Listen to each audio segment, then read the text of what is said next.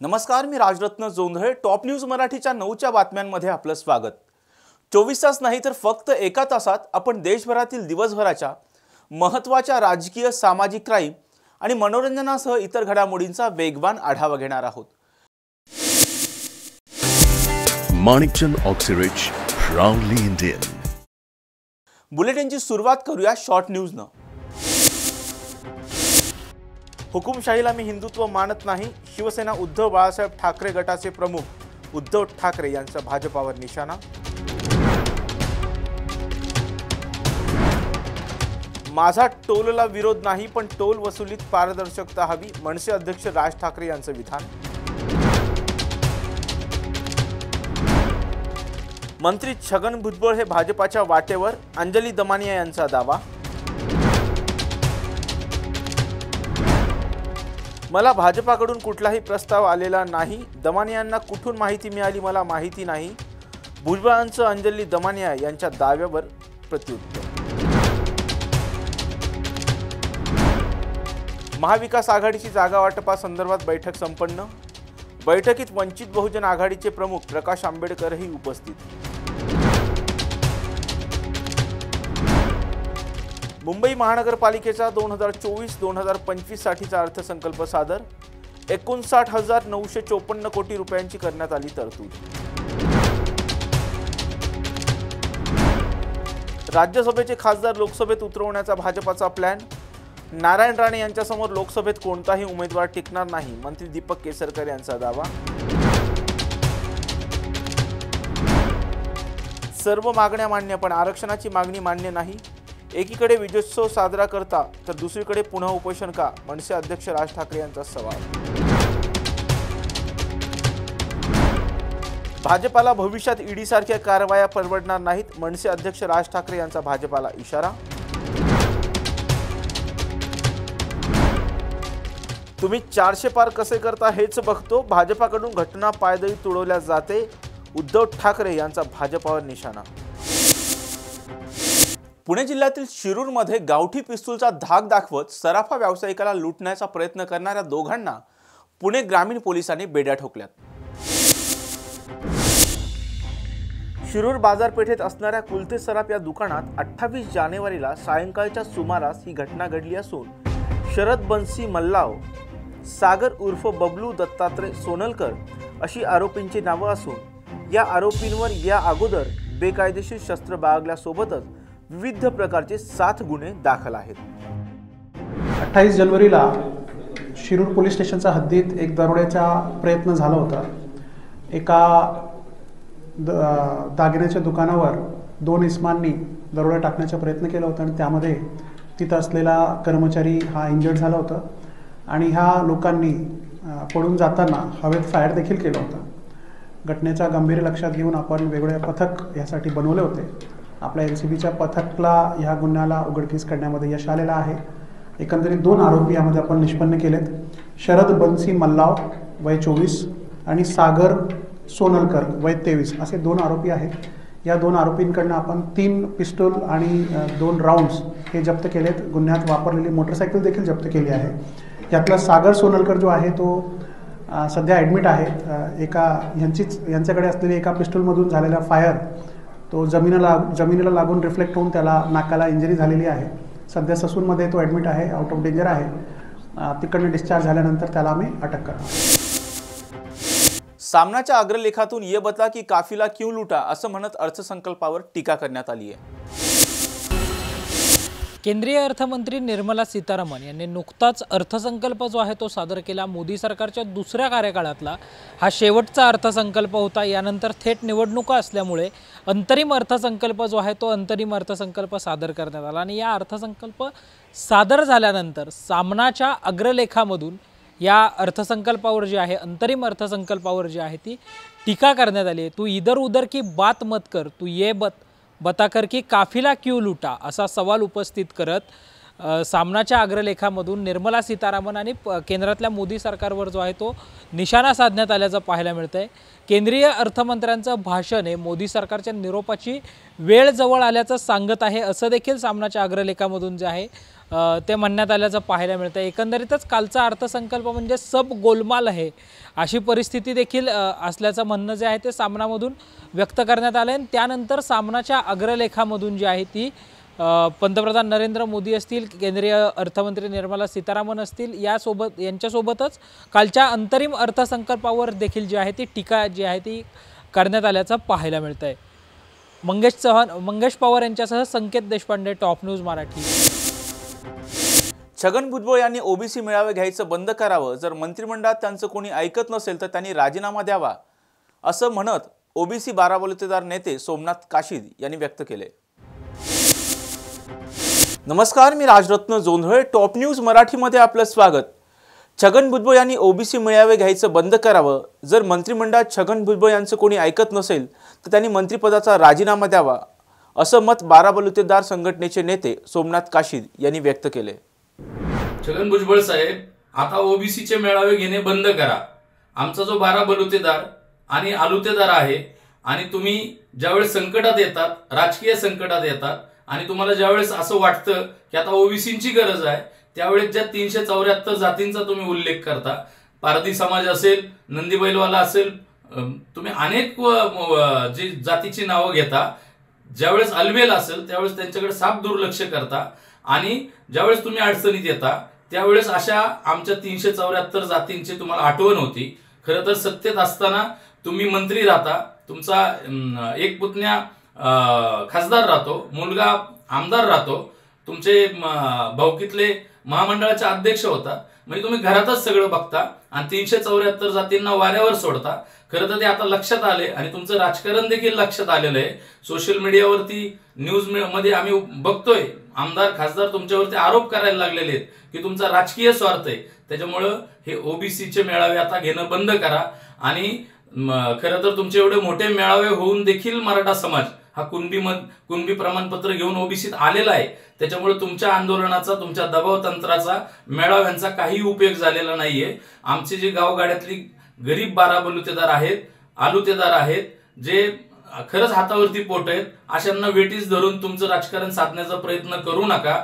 आणि मंत्रिमंडळात जर तुमचं कुणी ऐकत नसेल तर प्रथम मंत्रिमंडळातला डॉक्टर बाबासाहेब आंबेडकरांनी 340व्या कलमसाठी राजीनामा दिला होता. म्हणजे देशात जर ओबीसीचं आरक्षण मान्य नाहीये तर बाबासाहेबांनी राजीनामा दिलता. तर आपल्या इतकं तुम्ही मोठे मोठे मेळावे घेतात, इतकं मोठं मोठं टोकाचं बोलतात, गावगाड्यातलं वातावरण खराब करतात, आणि तुम्ही राजीनामा का देत नाही? राजीनामा फेकून बाहेर पडा. आमच्यासारखे लोक पण तुमच्याबरोबर जुडतील. खरं तर आम्हालाही समजेल की तुम्ही सत्तेसाठी नाही तर जनतेसाठी आहात. आणि मनोज जरांगे पाटील, तुम्ही जे आव्हान केले की मंडल आयोगाला आम्ही चॅलेंज करू, रद्द करू, मनोज जरांगे साहेब, ते करण्याची आवश्यकता नाही. खरं तर तुम्ही आता कुणबी बनवून ओबीसीत आलेले आहेत, ताकद वाढली ओबीसीची. खरं तर ओबीसीचं आरक्षण वाचलं पाहिजे आणि आरक्षणाची मर्यादा वाढली पाहिजे. जे वंचित आहेत, गरीब आहेत, बाराबलुतेदार आहेत, त्यांना आता त्यांचा न्याय हक्क मिळवून देण्याची जबाबदारी देखील तुमच्यावरती आहे. त्याच्यामुळं मंडल आयोगाच्या रद्द करण्याच्या भाषा तुम्ही करू नका, आणि ते शक्य पण नाहीये, एवढं मी तुम्हाला सांगतो. महाविकास आघाडीत वंचितची एंट्री झाली, पण इंडिया आघाडीत कधी होणार यावरचं सरळ सोपं विश्लेषण टॉप न्यूज मराठीवर. नमस्कार, मी संकेत देशपांडे, टॉप न्यूज मराठीच्या सहज सोपं विश्लेषण या खास कार्यक्रमामध्ये आपलं स्वागत. अनेक दिवसांपासून महाराष्ट्राच्या राजकारणामध्ये एक चर्चा जी आहे ती वारंवार होत होती की प्रकाश आंबेडकर यांच्या वंचित बहुजन आघाडीची महाविकास आघाडीमध्ये आणि देशपातळीवरील इंडिया आघाडीमध्ये समावेश केव्हा होणार, किंवा त्यांना घटक पक्ष म्हणून केव्हा महाविकास आघाडी आणि इंडिया आघाडीमध्ये घेतलं जाणार. तर या सगळ्याच्या चर्चेवर उत्तर जे आहे ते 30 जानेवारीला आपल्याला मिळाल्याचं पाहायला मिळालं. ट्रायडंट हॉटेल जे आहे मुंबईमधील, या ट्रायडंट हॉटेलमध्ये महाविकास आघाडीची एक बैठक, संयुक्त बैठक जी आहे ती घेण्यात आली होती. या बैठकीच्या अगोदर थोडंसं नाराजी नाट्य जे आहे ते रंगल्याचं आपल्याला पाहायला मिळालं. वंचित बहुजन आघाडीचे जे राज्य कार्यकारिणीचे सदस्य आहेत डॉक्टर धैर्यवर्धन फुंडकर यांना त्या बैठकीमध्ये बोलवण्यात आलं. मात्र तासभर बाहेर जे आहे ते त्यांना ताटकळत बसावं लागलं असं सांगण्यात आलं होतं. मात्र या सगळ्या मानअपमान नाट्यानंतर महाविकास आघाडीतील तिन्ही पक्ष, शिवसेना उद्धव बाळासाहेब ठाकरे गट, राष्ट्रवादी शरद पवार गट आणि काँग्रेस यांनी एक संयुक्त परिपत्रक जारी करत वंचित बहुजन आघाडीचा महाविकास आघाडीमध्ये अधिकृत प्रवेश झाला असं सांगितलं।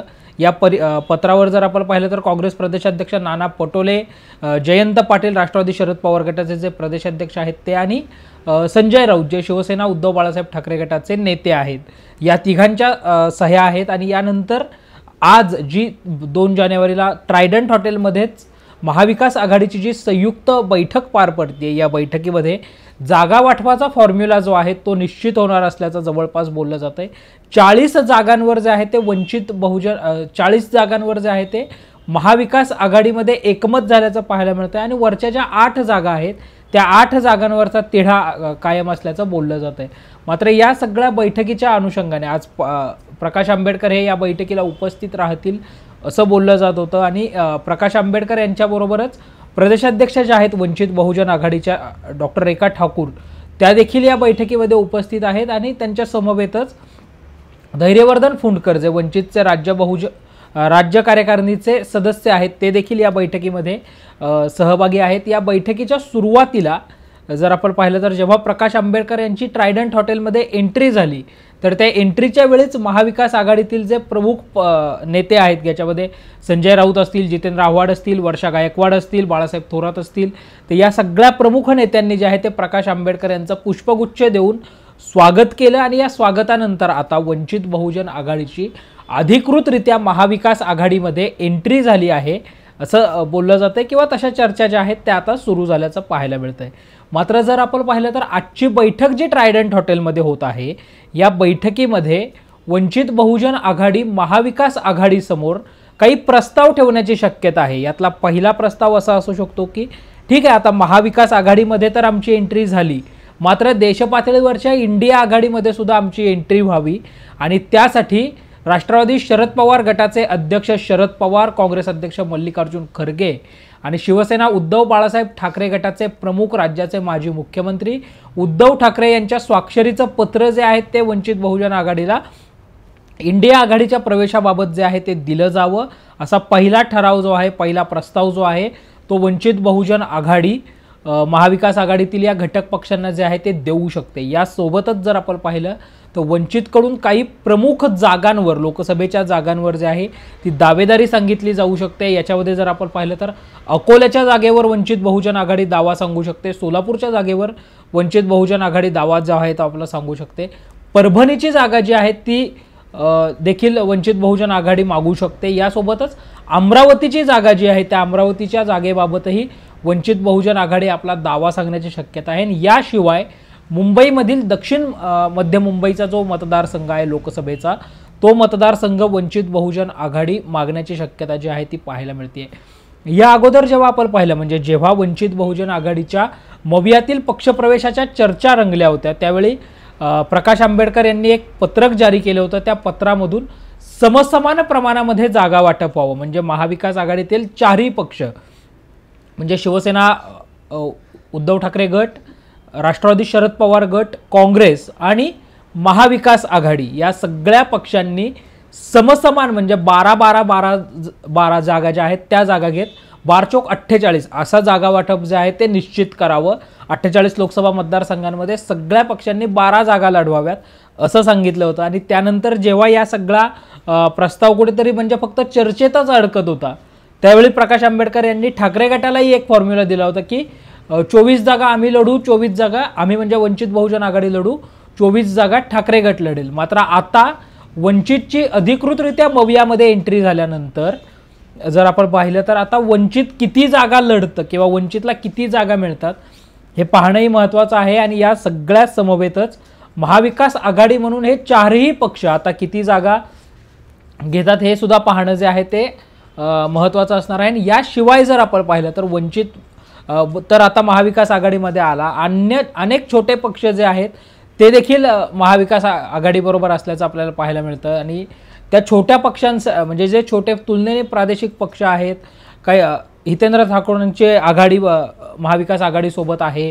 त्यामुळे एकंदरीतच आता या सगळ्या मित्रपक्षांचा देखील महाविकास आघाडीमध्ये कसा विचार केला जातो हे पाहणंही जे आहे ते महत्त्वाचं असणार आहे. एकंदरीत आज वंचितची महाविकास आघाडीमध्ये तर एंट्री झालेली आहे.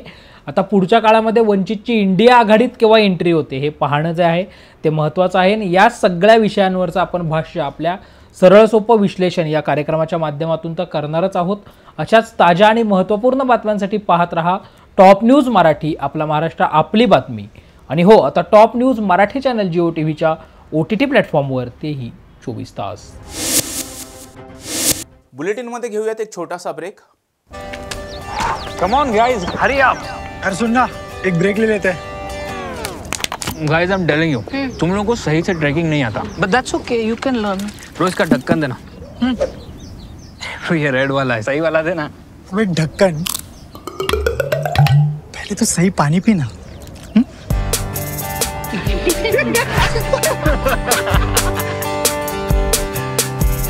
Manikchand Oxyrich, proudly Indian. ब्रेकनंतर आपल्या सर्वांचं पुन्हा एकदा स्वागत. केंद्रीय अर्थमंत्री निर्मला सीतारामन यांनी मोदी सरकारच्या दुसऱ्या कार्यकाळातला शेवटचा अंतरिम अर्थसंकल्प सादर केला. या अर्थसंकल्पातून सर्वसामान्यांना काय मिळालं याबाबत नागरिकांना विचारलं असता नागरिकांनी नेमक्या काय प्रतिक्रिया दिल्यात पाहूयात. आता जे ॲक्च्युली बजेट जे निघाले त्या हिशोबाने आम्हाला तर असं मला काय दिसत नाही वेगळं काय निघालेलं. मेन तर आम्हाला GSTमध्ये जे त्यांनी जे कॉम्प्लिकेशन्स आहेत ते आता प्रत्येकाला वेळ स्लॅब आहे ते एकच स्लॅब ठेवावा. प्लस इन्कम टॅक्समध्ये पण जे आहे ते पण त्या स्लॅब त्यांनी जे आहेत ते थोडेफार रिवाईज करावे अशी आमची अपेक्षा आहे. नाही तर SGTचं म्हणजे सगळं तसं चांगलंच आहे. या सरकारकडनं ज्या अपेक्षा होत्या त्या पूर्ण होत चालल्या आहेत आमच्या सगळ्या. हां, तसं तर म्हणजे 80% समाधानी आहे. आता 20% राहिले ते आता पुढं बघू आता काय ते. बजेटमुळे असं तर काय प्रॉब्लेम काहीच नाही. जे मागचे जे होते टॅक्सेसचे स्लॅब्स आता तेच त्यांनी ठेवले, ते बरे केले त्यांनी. त्या काय चेंज नाही केले, खूप चांगले केले त्यांनी ते. आणि काय आणि मोदी जे करतात बरोबर करतायत ते. म्हणजे मेन म्हणजे आता खालच्या वर्गाकडे त्यांनी लक्ष दिलं पाहिजे, बस दुसरं काही नाही. एवढी अपेक्षा आहे. मी समाधानी आहे. नहीं, उम्मीद तो जो अच्छा ही है, जो मोदी कर रहे हैं उनके फेवर में ही है. जो उन्होंने किया अच्छे के लिए ही किया है. बजट देखा है सिर्फ इतना है कि टैक्स में कोई आप अभी इस बार स्लैब चेंज नहीं हुआ है, तो भी हम हैप्पी है. यस मोदी के साथ ही हम. नरेंद्र मोदी जी अच्छा कर रहे देश के लिए, तो हम उसके सेटिस्फेक्शन है. आगे भी जो भी डिसीजन लेंगे तो भी हम उनके साथ नहीं है. हाँ, पूरी एक्सपेक्टेशन पूरी है और हो रही है और ग्रोथ भी हो रही है हमारी. जो बजेट प्रस्तुत झाला आहे तो चांगलाच झाला आहे, देशाच्या प्रगतीसाठी झाला आहे. टॅक्स स्लॅबमध्ये जी रिक्वायरमेंट चेंज करण्याची नव्हती ती बरोबर तशी झालेली आहे. त्यामुळे मी त्या बजेटने खूपच खुश आहे. जे मोदी जे काम करतात आहे, जे देशाला पुढे घेऊन चालले आहेत, त्यांच्या नेतृत्वाखाली चांगलं व्हायला लागलं आहे सगळं. प्रोग्रेस इंडियाचं चांगलं आहे. पुढचं फ्युचर इंडियाचं खूप चांगलं होईल हीच माझी अपेक्षा आहे. त्यांच्याकडून हीच अपेक्षा आहे. आजचा जो अर्थसंकल्प सादर झाला आहे सरकारकडनं, तर त्याच्यामध्ये टॅक्सेशनमध्ये म्हणजे तुमच्या GST असो किंवा इन्कम टॅक्स याच्या स्लॅबमध्ये कुठेच म्हणजे सर्वसामान्यांना दिलासा मिळालेला नाही आहे. आणि हा अर्थसंकल्प म्हणजे आम्ही जरी समाधानी नसलो तरी समाधान मानावं लागतं आहे त्याच्यामध्ये. मग पूर्णपणे सरकारने लोकांची निराशाच केली आहे या अर्थसंकल्पामधनं. तर आमची व्यापारी लोकांची किंवा सर्वसामान्यांची अशी अपेक्षा होती की याच्यामध्ये टॅक्सेशनमध्ये नक्कीच आपल्याला काही फुलाची पाकळी सूट मिळेल, पण ती कुठलीच त्यांनी हे केलेली नाही त्याच्यामध्ये तरतूद.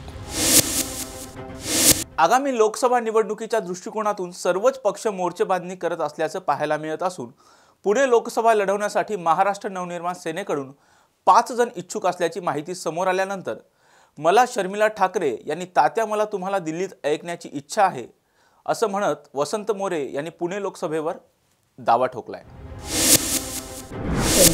मी ज्या पद्धतीने पुणे शहरामध्ये काम करतोय, मला वाटतं की आपण जर आमच्या जनता दरबारचा अप्रोच पाहिला असेल किंवा आत्तासुद्धा तुम्ही पाहत असाल की इकडं रोज उठून लोकांच्या एवढ्या समस्या माझ्याकडे आहेत आणि मी त्याला एक मला स्वतःला फ्रेमवर्क करून घेतली आहे. मी पुणे शहरातलेच विषय घेतो, त्यामुळे माझ्याकडे जे विषय येतात ते पुणे शहरातले विषय येतात आणि मी पुणे शहरातल्या लोकांच्या समस्यांसाठी बांधील आहे. जनता दरबार जो आमचा होतो तो सुद्धा पुणे शहरातल्या नागरिकांसाठी होतो. आणि मला वाटतं की शहरामध्ये ज्या काही समस्या आहेत, गेल्या 15 वर्षापासून मी या पुणे शहरामध्ये नगरसेवक आहे. त्याच्यातली जवळजवळ 1.5 वर्ष मी पुणे शहराचा विरोधी पक्ष नेता राहिलेलो आहे. ह्यातली 6 वर्ष मी पुणे शहराचा मनसेचा गटनेता आहे.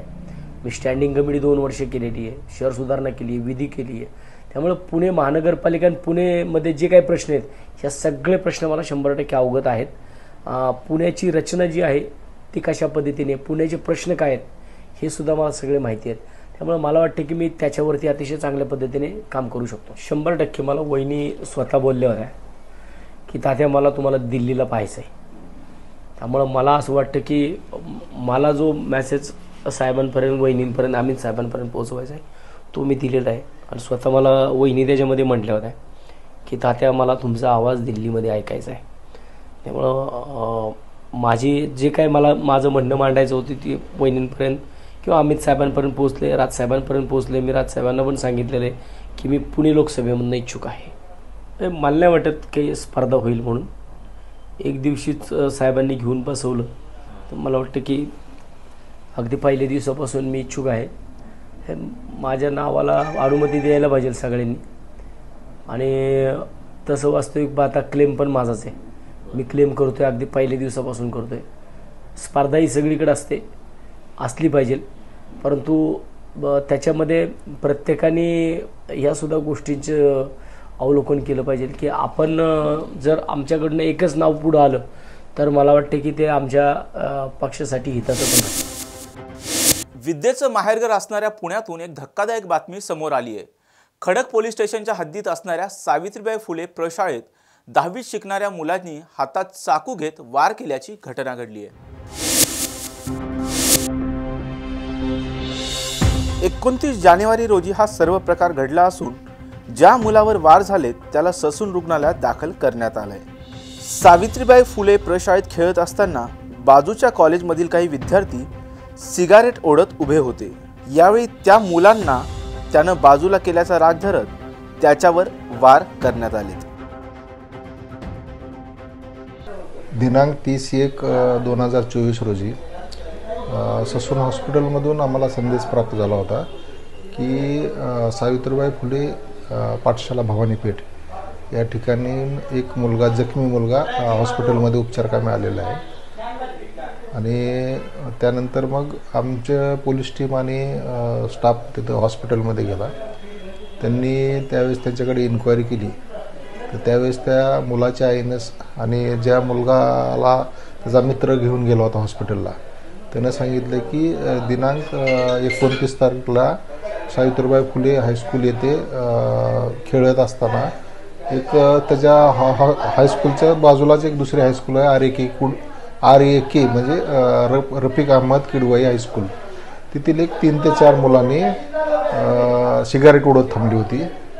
तर सिगारेट ओढत थांबलेलं असताना ह्या मुलांना त्यांना हटकलं आणि मग हटकल्यानंतर तिथं त्यांची थोडीशी किरकोळ बाचाबाची झाली होती. आणि बाचाबाची झाल्यानंतर तो प्रकार त्या दिवशी संपला होता. मग दुसऱ्या दिवशी तो ज्यावेळेस शाळेत आल्यानंतर मग त्यांचं जवळपास त्या शाळेची सहल पूर्वी गेलेली होती. त्यामुळं बरं शाळा बंद असल्यासारखेच होते. विद्यार्थी फार कमी होती, विद्यार्थी नव्हतेच. आणि मग त्यानंतर मग शाळेतून तो दुपारी 3च्या टायमाला घरी जात असताना हे 3 ते 4 पोरं जी काल त्यांच्याशी झगडा झाला होता ते तिथं त्याच्याजवळ आले आणि त्यांच्याशी एकमेकाशी बोलाचाली झाली, बातचीत झाली. बातचीतीमध्येच त्यांचे त्यातली जे अल्पवयीनच मुलं आहेत मारणारे त्यानं चाकूनं जखमीला वार केला आणि त्यामुळे तो जखमी झाला आणि मग हॉस्पिटलला त्याला ॲडमिट करण्यात आलं. आम्ही सुरतला जाऊन महाराष्ट्राला चांगला मुख्यमंत्री दिला अशा शब्दात शिवसेना शिंदे गटाचे आमदार भरत गोगावले यांनी उद्धव ठाकरे यांना प्रत्युत्तर दिले. शिवाजी महाराजांची नाव घेण्याची लायकी आहे का नाही ते माझे शिवभक्त आणि शिवसैनिक आमचे सांगू शकतात की या रायगडावरती होणारे सगळे कार्यक्रम त्यामध्ये एक मावळा म्हणून आम्ही ते कार्यक्रम करत असतो, कार्यक्रमाला हजर असतो. की एकही कार्यक्रम आत्तापर्यंत माझ्याकडनं चुकला नाही आहे आणि त्याच्यामुळे ह्याने आम्हाला सुरतेची आणि शिवाजी महाराजांची सांगू नये त्याचं कारण तुम्हाला सांगतो. सुरतला शिवाजी महाराज गेले होते, हे कुठल्या गोष्टीसाठी गेले काय हे सगळ्यांना इतिहास ज्ञात आहे. आम्ही जे गेलो ते आम्ही पण चांगलंच करण्यासाठी गेलो की एक चांगले मुख्यमंत्री, चांगले महाराष्ट्राचं हित करणारे मुख्यमंत्री हे सरकार आणण्यासाठी आम्ही गेलो. त्यात चुकीचं काय केलं आहे? शिवाजी महाराज गेले हे ओघाने आम्ही बोलून गेलो किंवा शिवाजी महाराज गेलो आम्ही गेलो, परंतु आमचाही उद्देश तोच होता की या महाराष्ट्राला एक चांगला मुख्यमंत्री मिळावा, या महाराष्ट्राला एक युतीचं चांगलं सरकार यावं. ते आणण्यासाठी आम्ही पण चांगलीच कामगिरी करायला गेलो आणि ते आम्ही फत्ते करून आलो. त्याच्यामुळे आम्ही सुरतचं नाव घेतलं आणि शिवाजी महाराजांनी जर चांगलं काम केलं आहे तर आम्ही पण चांगलंच काम करूनच आलो. आम्ही काय चुकीचं काम करून आलेलो नाही आहे. चुकीचं त्यांना वाटतं आहे की त्यांना जे काय सत्तेवरनं खाली उतरवलेत त्याच्यामुळे त्यांना ते टोचतं आहे. ह्याच्या पलीकडं मला दुसरं काय वाटत नाही आहे आणि आम्हाला असं वाटतं आहे सुरत ही चांगलं शहर आहे म्हणून आम्ही त्याचा उल्लेख. महाराष्ट्र नवनिर्माण सेनेकडून पुणे लोकसभा लढवण्यासाठी अनेक जण इच्छुक असून अंतिम निर्णय मनसे अध्यक्ष राज ठाकरे घेतील असं मत मनसे पुणे शहराध्यक्ष साईनाथ बाबर यांनी व्यक्त केलंय. पुणे लोकसभा मतदारसंघामध्ये बरेच जण लोकसभा निवडणूक लढण्यासाठी इच्छुक आहेत. त्यामध्ये पूर्वी दीपक भाऊ पायगुडे हे सुद्धा पुणे लोकसभा लढली होती. त्याचबरोबर रणजितदादा शिरोळे आहेत, वसंतात्या मोरे आहेत, परत किशोर भाऊ शिंदे आहेत, गणेशप्पा सातपुते आहेत, बाबू आगसकर आहेत. असे अनेक जण पुणे लोकसभा लढण्यासाठी इच्छुक आहेत आणि ती यादी गेलेली अशी मला तर माध्यमातून कळालेलं आहे. म्हणजे माझ्याकडून तशी काही यादी शहर कार्यालयातून गेलेली नाही. त्यामुळं ती यादी किती अधिकृत आहे मला त्याबद्दलची कुठलीही माहिती नाही. पण पुणे लोकसभेमध्ये त्या दृष्टिकोनाने काम सुरू आहे. माननीय राजसाहेब जो निर्णय घेतील तो सर्व पक्षाला मान्य असेल आणि त्या दृष्टिकोनाने काम सुरू आहे. महाराष्ट्र नवनिर्माण सेना असा पक्ष आहे जोपर्यंत माननीय राजसाहेब ठाकरे हे जोपर्यंत अधिकृत जाहीर करत नाही तोपर्यंत कुठलाही उमेदवार हा फायनल नसतो. इच्छुक बरेच आहेत पण माननीय राजसाहेब जोपर्यंत अधिकृत जाहीर करत नाही तोपर्यंत कुठलाही उमेदवार मी सुद्धा उद्या म्हणू शकतो की नाही मला बोलले, पण असं होत नाही. शेवटी ही संघटना आहे आणि संघटना ही माननीय राजसाहेब ठाकरे यांच्या आदेशाने चालते. त्यामुळं जो माननीय राजसाहेब ठाकरे आदेश देतील त्यावर सगळी संघटना उभी राहील. माननीय अमित साहेब दर आठवड्याला पुण्यामध्ये येत असतात, त्यांच्या आमच्या बैठका होत असतात. त्यांनी जे आमचे पुणे शहरामध्ये प्रमुख जे 10 पदाधिकारी त्यांची प्रत्येकाशी चर्चा केलेली आणि त्यांनी काही नावं काढली असेल की त्यांना वाटत असेल हे इच्छुक आहेत. जर त्यांनी यादी दिली असेल तर त्या गोष्टीचे आम्हाला माहीत नाही, कारण अमित साहेब सर्व पुणे लोकसभेचे संघटक म्हणून काम बघतात. त्यामुळे अधिकृत असं अमित साहेबांनी दिली ही माहीत नाही, पण हे सर्वजण आत्तापर्यंत इच्छुक आहे आणि पुणे शहराकडून कुठली यादी गेलेली नाही. बुलेटिनमध्ये घेऊयात एक छोटासा break. Come on guys, hurry up. अरे सुन ना, एक ब्रेक ले लेते हैं. Guys, I am telling you, तुम लोगों को सही से ट्रैकिंग नहीं आता, but that's okay, you can learn. रोज का ढक्कन देना. ये रेड वाला है, सही वाला देना. अबे ढक्कन, पहले तो सही पानी पीना.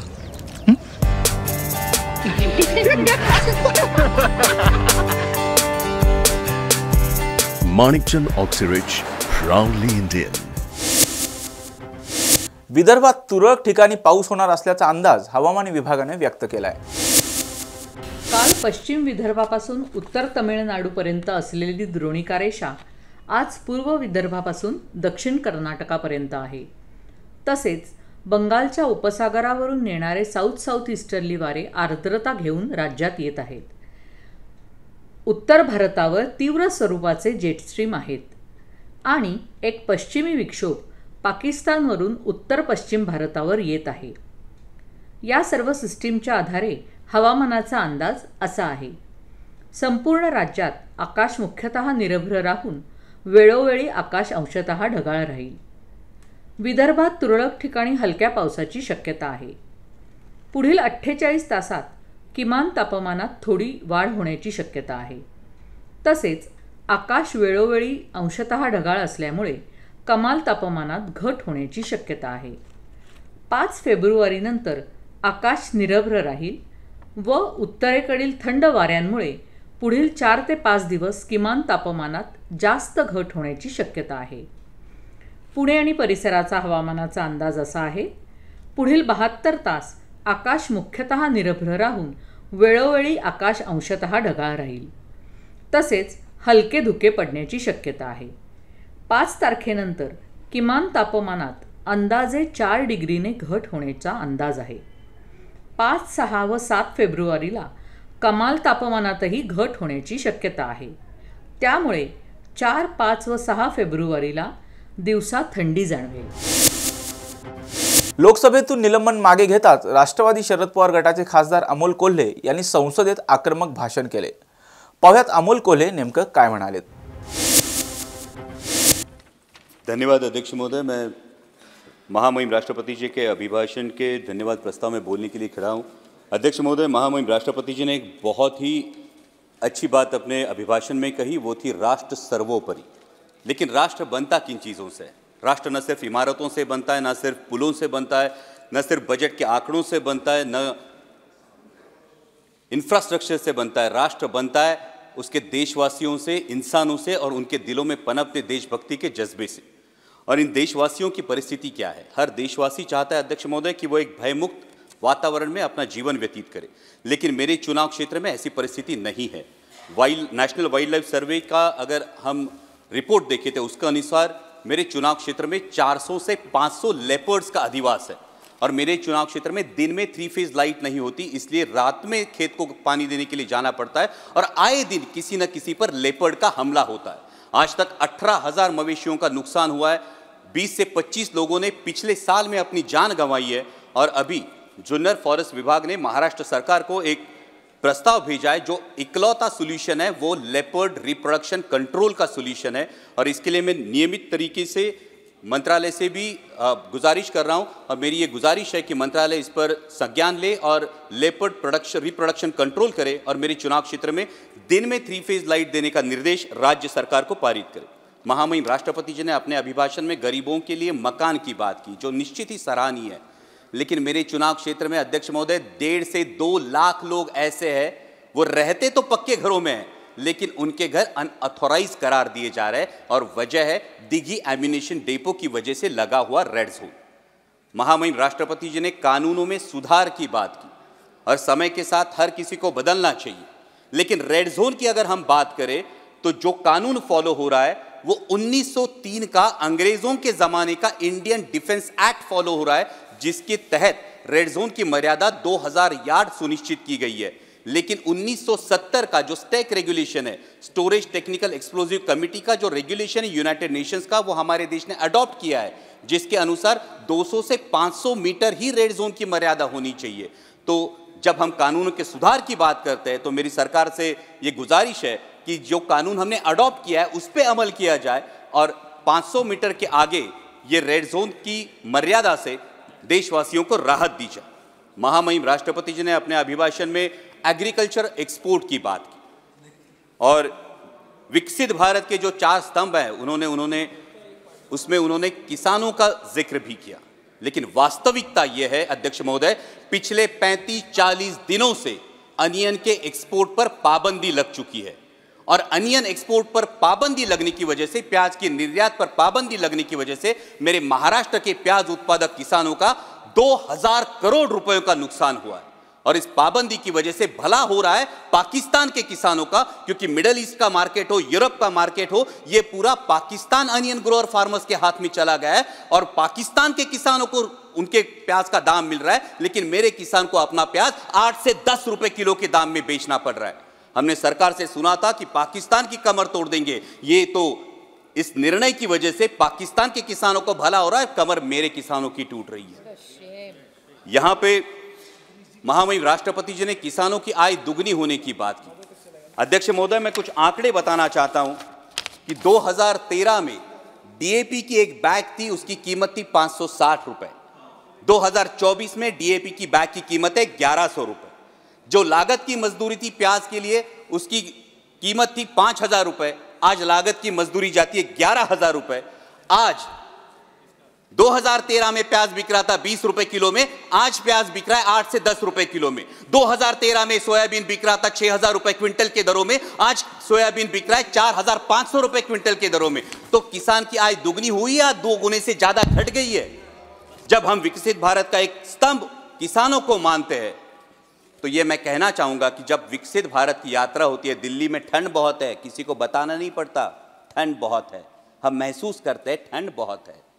तो जब विकसित भारत है तो ये बताना क्यों पड़ता है, मेरा किसान ये महसूस क्यों नहीं कर पाता कि ये विकसित भारत है, मेरी आय दुगनी हुई है। और ये मेरी दरख्वास्त है कि किसानों के बारे में गंभीरतापूर्वक ये विचार किया जाए, क्योंकि अगर उगाने वाला उगाएगा नहीं तो खाने वाला खाएगा क्या, ये सवाल बनता है। अंत में महामहिम राष्ट्रपति जी ने राम मंदिर के निर्माण की बात की और मर्यादा पुरुषोत्तम प्रभु श्री राम, हमारे राम लल्ला जो विराजमान हुए, उसके लिए मैं समूचे देश का अभिनंदन करता हूं। और उसी के बारे में कुछ पंक्तियां कहकर मैं अपनी वाणी को विराम दूंगा। अध्यक्ष महोदय, जब राम लल्ला की प्राण प्रतिष्ठा की बात आई तो किसी ने कहा बिना कलश के प्राण प्रतिष्ठा कैसे होगी, किसी ने कहा बिना कलश के प्राण प्रतिष्ठा कैसे होगी, किसी ने कहा जब चुनाव ही प्राण हो तो सोचो कौन सी प्रतिष्ठा दांव पे लगी होगी। लोग तो कुछ कहेंगे, लोगों का काम है कहना, आप जन की बात मत सुनना, सिर्फ मन की बात करना। फिर भी खुश थे हम, फिर भी खुश थे हम। 500 साल का सपना जो पूरा हो रहा था, हमारे अंदर का हिंदू भी पूरी तरह से जाग गया था। तो चल पड़े अयोध्या की ओर, राम लल्ला की दर्शन की आस लगाए। चल पड़े अयोध्या की ओर, राम लल्ला के दर्शन की आस लगाए। जो सामने नजारा देखा वो देखकर दंग रह गए। वो 3 मंजिलें, 400 खंबे, 32 सीढ़ियां, जय श्री राम का नारा लगाते हुए हम सीढ़ियां चढ़ने लगे। राम लल्ला से क्या गुहार लगाए ये सोचने लगे। पहली सीढ़ी पर याद आई महंगाई, पहली सीढ़ी पर याद आई महंगाई, दूसरी पर देश में बढ़ती बेरोजगारी, तीसरी पर पत्रकारिता की चरण चुंबकता, चौथी पर सेंट्रल एजेंसीज की संदिग्ध भूमिका। हर सीढ़ी पर कुछ न कुछ याद आ रहा था, हर सीढ़ी पर कुछ न कुछ याद आ रहा था। कहीं 15 लाख का जुमला, कहीं किसानों का आक्रोश था, कहीं महिला कुश्तीगिरों की वेदना थी, कहीं सालाना 2 करोड़ रोजगारों का वादा था, कहीं बढ़ती सांप्रदायिकता थी, तो कहीं चुनिंदा पूंजीपतियों पर मेहरबान हमारी सरकार का चेहरा था। इस वास्तविकता ने झंझोड़ने के बाद, इस वास्तविकता ने झंझोड़ने के बाद भी हम अंधभक्तों की तरह चलते गए। होश तो तब संभाला जब राम लल्ला के दर्शन हुए। हमें नतमस्तक देख राम लल्ला मुस्कुराते हुए बोले, हमें नतमस्तक देख राम लल्ला मुस्कुराते हुए बोले, मैं कल भी था, आज भी हूं, कल भी रहूंगा। जितना इस मंदिर में हूं उतना ही तुम्हारे मन में रहूंगा। लेकिन याद रखना हमेशा, लेकिन याद रखना हमेशा, मैंने त्रेता युग में रामराज जलाया था, तुम कलियुग में जीते हो जहां संविधान ने गणराज जलाया है। धर्म समाज का किनारा जरूर है, धर्म समाज का किनारा जरूर है, लेकिन देश एक बहती धारा है। किनारे को धारा के बीच में लाया तो प्रवाह अड़ जाता है, प्रगति के पथ से हट जाता है। इसलिए धर्म का ठेकेदार नहीं, पहरेदार बनना चाहिए। इसलिए धर्म का ठेकेदार नहीं, पहरेदार बनना चाहिए। तुम रहो न रहो, वो रहे न रहे, ये देश रहना चाहिए, देश का संविधान रहना चाहिए, देश का लोकतंत्र रहना चाहिए, ये देश रहना चाहिए। जय हिंद। राज्याचे माजी मुख्यमंत्री आणि शिवसेना उद्धव बाळासाहेब ठाकरे पक्षाचे पक्षप्रमुख उद्धव ठाकरे आज कोकण दौऱ्यावर होते। यावेळी बोलताना उद्धव ठाकरे काय म्हणालेत पाहूयात। पण रायगड, आता मी आज वृत्तपत्रांमध्ये सुद्धा काही बातम्या वाचल्या की रायगडाचं वारं फिरलं। रायगडाचं वारं असं फिरणार नाही। रायगडाच्या वाऱ्याने मोठमोठी सरकार फिरवून टाकलेत, उलथापालथ करून टाकलेले। दिल्लीला, आग्र्याला झुकवणारा हा रायगड आहे। आणि जसं आता तुम्ही उल्लेख केला की ही नरवीर तानाजी मालुसरेंची भूमी आहे, संतांची वीरांची, संतांची आणि वीरांची अशी भूमी आहे। आता या वीरांच्या भूमीमध्ये आधी लगीन कोंडाण्याचं, जीव गेला तरी 72, पण मी माझ्या महाराजांचा आदेश मोडणार नाही, भगवा फडकवणार म्हणजे फडकवणारच। त्या तानाजी मालुसरेंची भूमी आणि त्याच भूमीमध्ये झेंडा बाजूला नॅपकिन फडकवणारे खूप झाले। बरं, दुर्दैव असं आज मंत्री होणार, उद्या मंत्री होणार, परवा मंत्री होणार, स्वप्नातले पालकमंत्री, नवीन नवीन जॅकेट शिवली ती जुनी झाली, नवीन नवीन नॅपकिन घेतले ते घामाने भिजले, पण मंत्रीपद काय मिळतच नाही। आता काय करायचं त्यांच्यासाठी? पण त्यांना माहिती नाही की ही जी भूमी आहे ती गद्दारांची भूमी नाही आहे, अजिबात नाही आहे. म्हणजे या रायगडचं वैशिष्ट्य असं की जिथे शूरवीर जन्माला आले, निष्ठावंत जन्माला आले, त्याच रायगड जिल्ह्यामध्ये रायगड जो किल्ला आहे त्याच्यावरती गद्दारांना टकमक टोक दाखवणारा सुद्धा रायगड याच जिल्ह्यात आहे. म्हणून या जिल्ह्याचं नाव रायगड.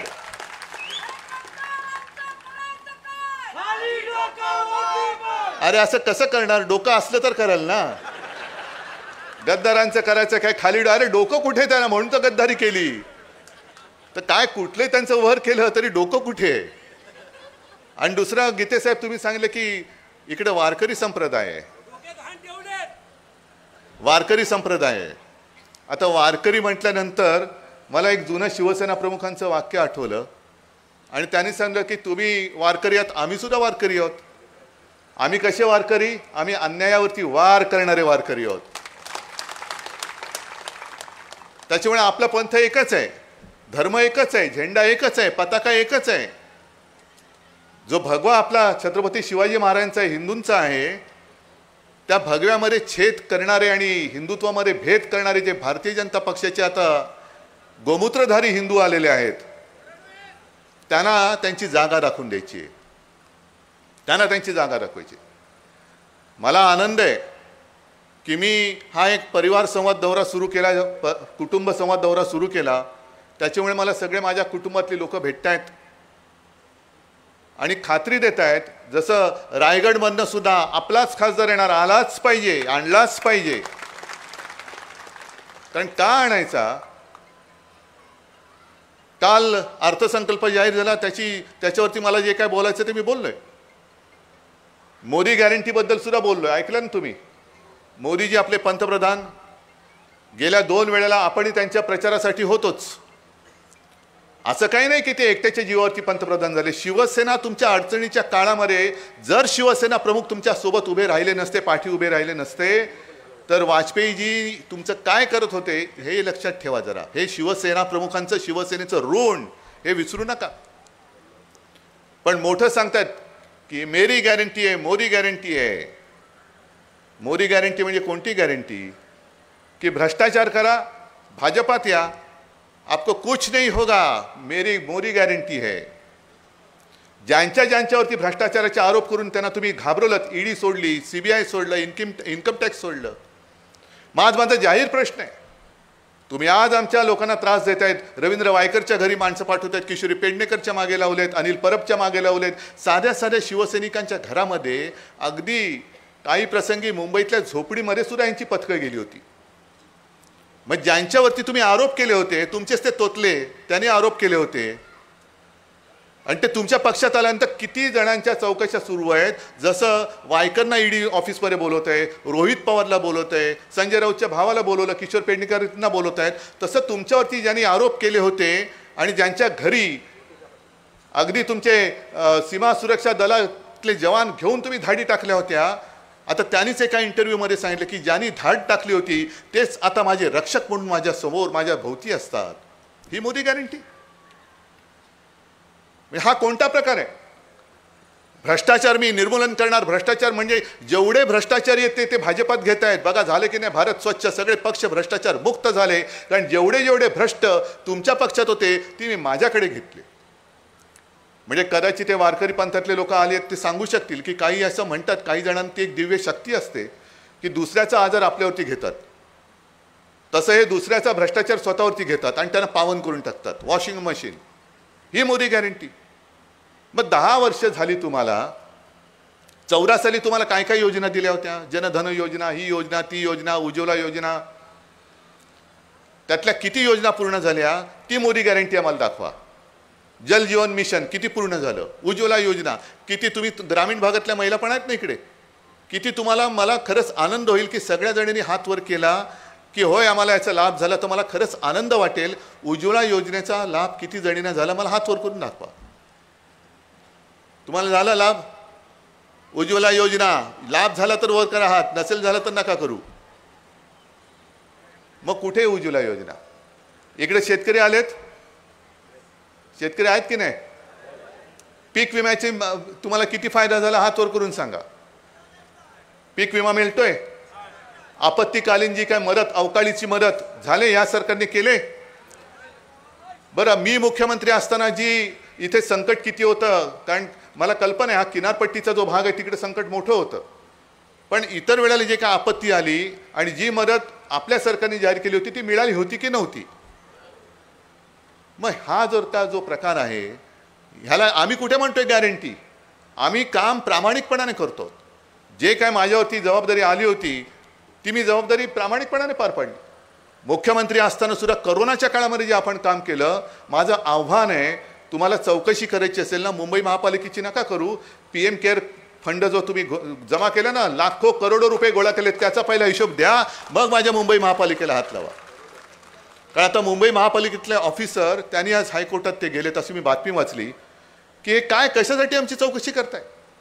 बरं, एपिडेमिक ॲक्ट म्हणून जो काही कायदा आहे तो आपण त्या काळामध्ये एक सुरू केला, म्हणजे इंग्रजांच्या काळातला कायदा एपिडेमिक ॲक्ट म्हणजे साथ निवारणासाठी जो असतो, त्या कायद्यामध्ये खरं म्हटलं तर टेंडर गोष्टी नसतात, पण तरी देखील आपण टेंडरनी सगळ्या गोष्टी खरेदी केल्या होत्या.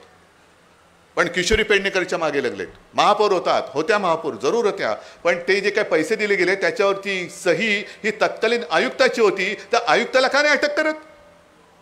का तो आयुक्त तुमच्या पदरी आला म्हणून तो पवित्र झाला? आज जे गेले 1.5-2 वर्ष म्हणजे मुंबई महापालिकेत कारभार चाललेला आहे. मी तुम्हाला का सांगतो, कारण मुंबई महापालिकेत आता 2 वर्ष जो घोटाळा करतायत ते प्रशासकीय घोटाळा आहे. तो आज सुद्धा मुंबईचं बजेट हे कोणाला कोण मंजूर करणार? स्वतःच मांडणार आणि स्वतःच मंजूर करणार. जसं मुंबईमध्ये ते घोटाळे करतायत तसं 1-2-3 दिवसापूर्वी बाहेरच्या राज्यात म्हणजे देशभर चालू आहे. असं काही नाही की महाराष्ट्रामध्ये सुरू आहे, देशभर सुरू आहे. चंदीगडचा महापौर कसा निवडला तुम्हाला माहिती आहे? वाचलत? मतदानामध्ये 20 मतं ह्या आप आणि त्या काँग्रेसच्या आघाडीला मिळणार होती. त्यांनी एक निवडणूक अधिकारी बसवला, त्याचं व्हिडिओ मिळालं की त्यांनीच काहीतरी केल्या खुणा आणि सरळ 20 मधली 8 मतं बाद करून टाकली आणि भाजपचा महापौर जिंकला म्हणून जाहीर करून टाकला. मग एवढा लोकशाहीचा मुर्दा तुम्ही डोळ्यात देखत पाडताय आणि आम्ही काही करायचं नाही. बिहारमध्ये, त्या झारखंडमध्ये सुद्धा त्या सोरेनला अटक केली. इकडे मात्र त्यांच्याबरोबर गेले, त्याने उपमुख्यमंत्री करून क्लीन चिट. बरं, त्यांना क्लीन चिट दिली, कधी दिली, काय दिली? मग प्रफुल्ल पटेलला कसा तुमच्याबरोबर घेतलात? प्रफुल्ल पटेल, मी अगदी नागपूरचं अधिवेशन सुरू असताना बोललो होतो, इक्बाल मिर्ची बरोबर त्यांनी व्यवहार केला म्हणून तुम्ही त्याची ऑफिसची प्रॉपर्टी जप्त केली. तिथे आता ईडीचं कार्यालय आहे. मग प्रफुल्ल पटेलवरती कारवाई केली असताना आणि देशद्रोह्यांबरोबर त्यांनी व्यवहार केलेला हे सिद्ध झालं, गैरव्यवहार केला हे तुम्ही सिद्ध केलं म्हणून त्याची जी मालमत्ता सीज केली आणि प्रफुल्ल पटेल तुमच्याबरोबर आल्यानंतर सगळं माफ. कुठे गेली चौकशी? मग मला सांगा की ह्या सगळ्या गोष्टी ज्यांच्यावरती यांनी धाडी टाकल्या होत्या, ज्यांच्यावरती आरोप केले होते, जे त्यांच्या सोबत गेले ते सगळे मुक्त. म्हणजे हीच मोदी गॅरंटी आहे. भ्रष्टाचार करा, खाओ पिओ और मेरे पास आ जाओ, बिंदास सो जाओ, ईडी बीडी कुछ उखाड़ नहीं सकता आपका, मेरी गॅरंटी आहे. जे तुमच्याकडे धाड टाकायला आले होते तेच तुमच्या घरी येऊन झाडू मारतील, ये मेरी गॅरंटी आहे.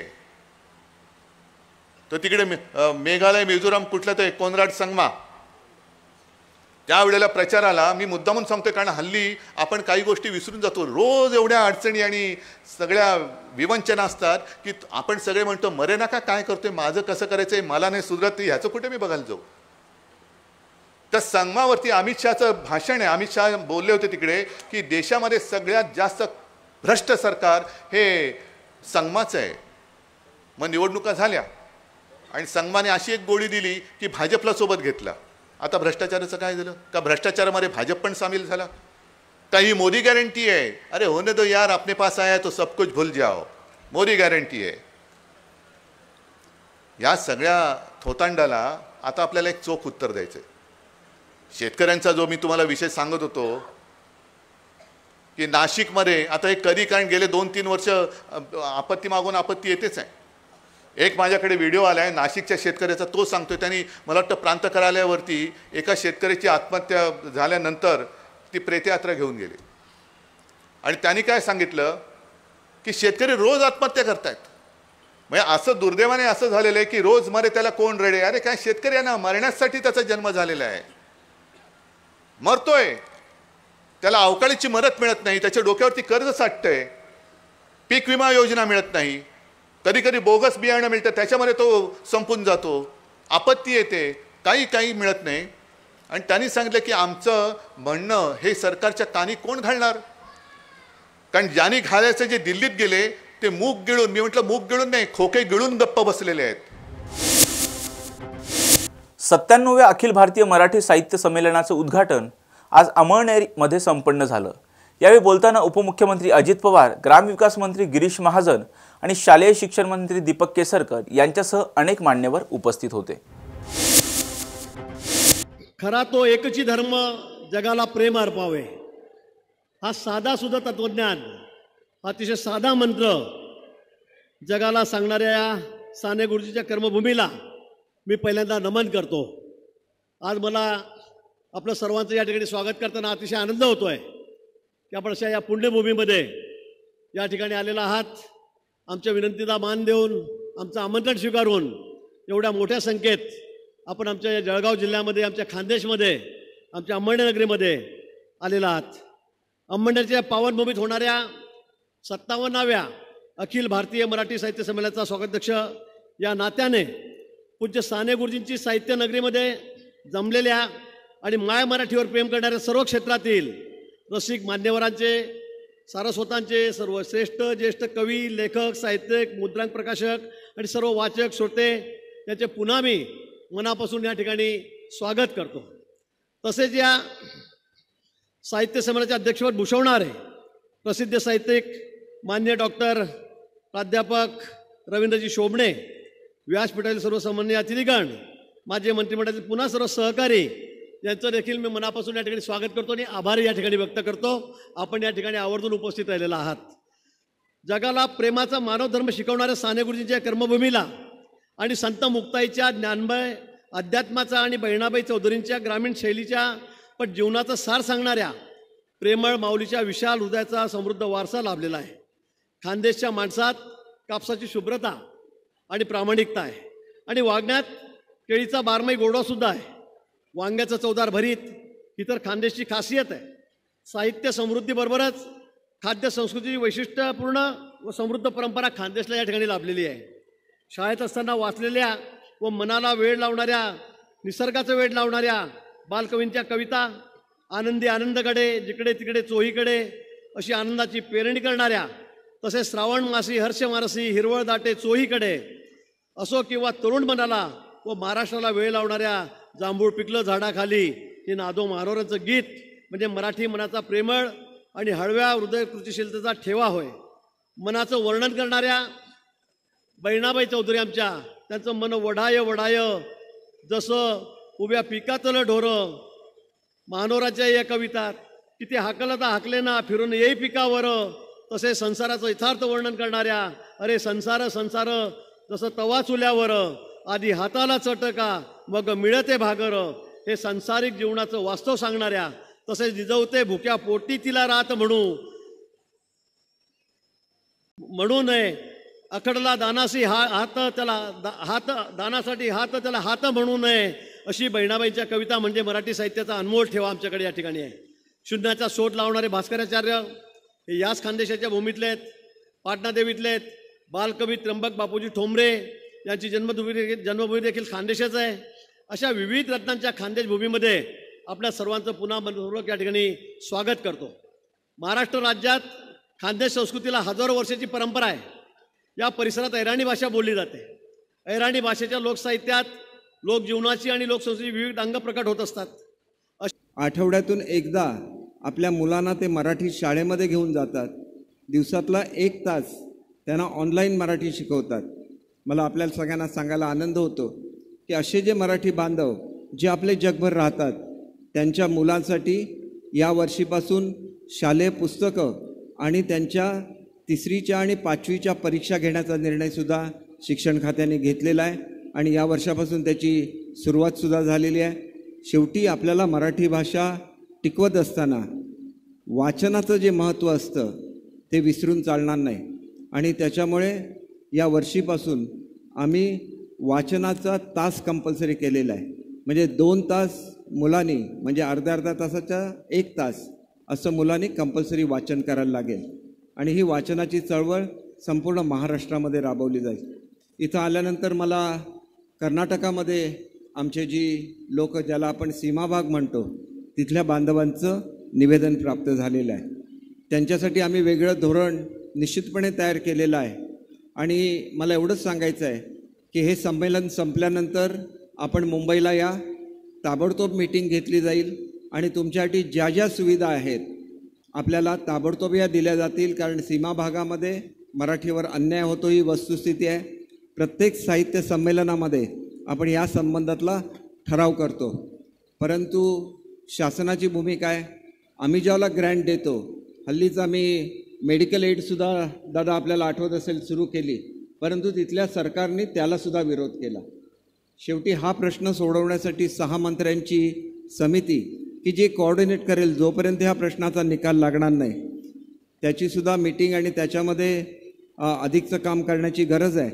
परंतु मी या ठिकाणी सांगू इच्छितो की केवळ सीमाभागच नाही तर ज्या ज्या ठिकाणी विशेषतः सुमित्राताई ज्या इंदोरमध्ये येतात तिथले होळकर कुटुंबीय असतील, बडोद्याचे गायकवाड कुटुंबीय असतील, तंजावरला भोसले तिथले राजे भोसले असतील किंवा ग्वाल्हेरला सिंधिया असतील आणि असंख्य अशी संस्थानं आहेत जे साम्राज्य भारतभर झालं त्यांनी मराठी भाषा टिकवली. आणि म्हणून एक प्रस्ताव मी आदरणीय दादांकडे लवकरच देतो आहे की याच्या ज्या पाऊलखुणा आहेत यासुद्धा टिकवल्या पाहिजेत आणि याच्यासाठी 50 कोटी रुपयाची वेगळी तरतूद ही आम्ही यावर्षीपासून करायचं ठरवलेलं आहे. शेवटी केवळ बोलून चालणार नाही तर एक आधारसुद्धा द्यायला लागतो आणि हा आधार देणं एवढीच शासनाची भूमिका असते. एक सुसंस्कृत सुशिक्षित महाराष्ट्र घडवणाऱ्या साने गुरुजी आणि शाहीर साबळे यांच्यासारख्या दिग्गजांच्या कर्मभूमीत आयोजित केलेले संमेलन आपलं ध्येय गाठण्यामध्ये निश्चितपणे यशस्वी होईल याबद्दल मला खात्री आहे. अंमळनेरमध्ये सुरू झालेल्या अनेक गोष्टी राज्यात देशात नाही तर जागतिक स्तरावर पोचलेल्या आहेत. त्याचा उल्लेख मगाशी मी प्रेमजयी कुटुंबियांच्या बाबतीमध्ये केला.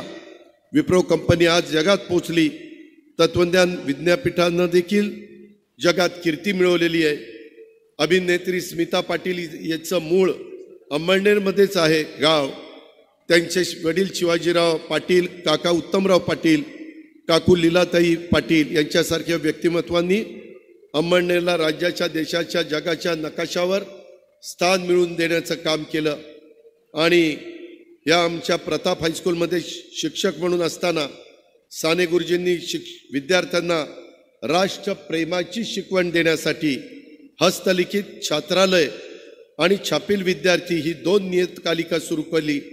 दोन्हीतील लेखक वाचून तत्कालीन शिक्षण अधिकाऱ्यांनी म्हटलं होतं की प्रताप हायस्कूल हे राष्ट्रद्रोही मच्छरांची पैदास करण्याचं ठिकाण बनलं आहे. हे उदाहरण आपण सगळ्यांनी लक्षात घेतलं पाहिजे. एक सच्चा देशभक्ताची भूमी असल्याचं अधोरेखित करण्याचं काम त्या बाबतीमध्ये झालेलं आहे. राजकारण, समाजकारण, देशप्रेमाने भारावलेल्या माझ्या अंमळनेरच्या या भूमीमध्ये संत सखाराम महाराजांनी खानदेशात भावजागरण केलं. वारकरी संप्रदायाचा ध्वज डौलाने फडकवला. याचंही स्मरण आजच्या ह्या संमेलनाच्या निमित्तानं झालं पाहिजे. साहित्य संमेलनाचे आजचे अध्यक्ष डॉक्टर रवींद्र शोभणे यांचंही मी अभिनंदन करतो. 97व्या अखिल भारतीय मराठी साहित्य संमेलनाचे अध्यक्ष, कथाकार, कादंबरी लेखक आणि समीक्षक डॉक्टर शोभणे यांचं अभिनंदन करत असताना एक चांगलं नेतृत्व, वक्तृत्व आणि कर्तृत्व असणारं हे व्यक्तिमत्व आहे. आपल्याला अध्यक्ष म्हणून त्यांच्या रूपाने लाभलेलं आहे. अनेक मान सन्मानाबरोबरच विविध संमेलनाची अध्यक्षपदं त्यांनी भूषवलेली आहेत. त्यांच्या नावावर असणाऱ्या पुस्तकांची यादी देखील खूप मोठी आहे. पुढील वर्षभर त्यांच्या नेतृत्वात. आजच्या 9च्या बातम्यांमध्ये इथेच थांबण्याची वेळ झाली. पाहत राहा टॉप न्यूज मराठी, आपला महाराष्ट्र, आपली बातमी.